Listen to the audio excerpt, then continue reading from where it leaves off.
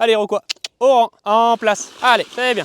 Yep, devant. Donc je m'appelle Pierre-Alexandre Gauthier, on est en plein cœur du Beaujolais. J'ai repris le domaine familial, le domaine de Colette en 2019. C'était un domaine à mes parents et historiquement à mes grands-parents. Depuis tout petit, j'ai toujours suivi mon père de partout et ça a toujours été un métier qui m'a passionné. Allez mon gros. Donc en fait aujourd'hui il y a Iroquois, donc mon cheval a un comtois, cheval de 8 ans avec lequel je travaille une grosse partie de ce type de plantation, des vieilles vignes de 80 ans que mon grand-père travaillait déjà un petit peu au cheval. C'est des vignes qui sont plantées sur le dévers de la pente et avec des engins agricoles, tracteurs enjambeurs actuels. En fait dans le dévers de la pente on a toujours un problème de glisser dans les ceps, d'abîmer les ceps. Le cheval nous permet de mieux gérer cette problématique et de respecter la vigne qui est déjà vieille et fragile. Entre travailler avec un cheval, travailler avec l'homme, c'est quand même complètement différent. Je lui parle, il ne me répond pas. Par contre, on a une certaine complicité dans le travail et dans la qualité du travail qu'on souhaite. C'est mes dents. Je chante tes dents. De travailler avec un cheval, ça m'a permis de découvrir pas mal de choses sur la structure des sols, sur l'impact de nos tracteurs sur les sols.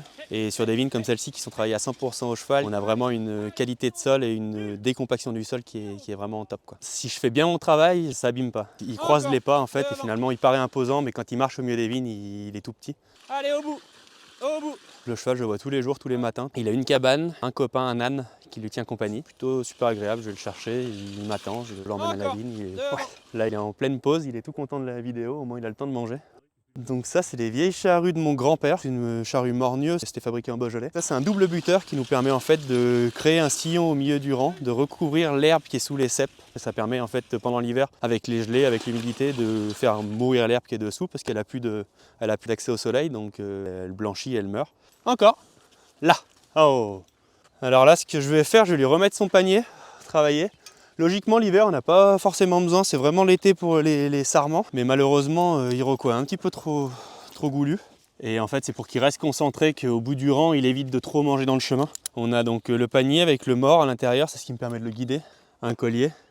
Et puis ensuite, tout le système d'attelage qui nous permet de reprendre toute la force du cheval en fait, sur ses épaules avant pour qu'il puisse tirer la charrue en force et qu'en fait, on tire pas avec le dos, le cheval tire avec ses épaules. Et en fait, du coup, j'ai mon guide gauche, mon guide droit, toujours à portée de main. Et c'est avec ça que je le guide et que je lui permets d'avancer, de partir à droite, de partir à gauche, de reculer, enfin tous les travaux qu'on souhaite faire. Allez, Iroquois, Iroquois. Allez, marche, c'est bien, garçon. C'est bien.